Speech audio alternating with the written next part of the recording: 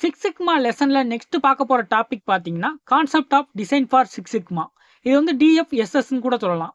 Design for six sigma DFSS பார்த்தீங்கன்னா ஒரு business process methodology. இதை யூஸ் பண்ணி ஒரு நியூ ப்ராடக்டா இருக்கட்டும், இல்லைன்னா ஒரு நியூ ப்ராசஸா இருக்கட்டும், அது வந்து கஸ்டமரோட ரெக்யூர்மெண்ட் வந்து பூர்த்தி செய்யற மாதிரி நம்ம வந்து டிசைன் பண்ணிக்கலாம்.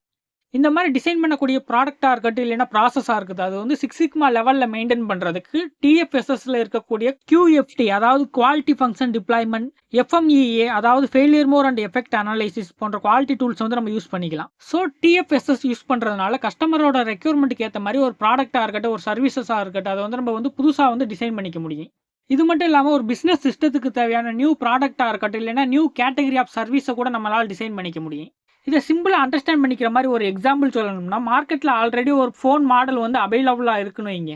டிஎஃப்எஸ்எஸ் யூஸ் பண்ணி அந்த ப்ராடக்ட்டை வந்து நம்ம இன்னும் கொஞ்சம் இம்ப்ரூவ் பண்ணி கஸ்டமரோட ரெக்யூர்மெண்ட்டுக்கு ஏற்ற மாதிரி அதை இன்னும் கொஞ்சம் டெவலப் பண்ணிக்கலாம். இந்த மாதிரி ஆல்ரெடி இருக்கக்கூடிய ஒரு டிசைனை கூட நம்ம ஸ்டார்டிங்ல இருந்து ரீடிசைன் பண்ணி அதை வந்து யூஸ் பண்ணிக்கலாம். இதை இன்னும் சிம்பிளாக உங்களுக்கு புரியுற மாதிரி சொல்லணும்னா, டிஎஃப்எஸ்எஸ் யூஸ் பண்ணி ஒரு நியூ ப்ராடக்ட்டையும் நம்மளால உருவாக்கிக்க முடியும். அதே மாதிரி நான் வந்து ஒரு நியூ ப்ராசஸையும் நம்மளால வந்து உருவாக்கி டிசைன் பண்ணிக்க முடியும்.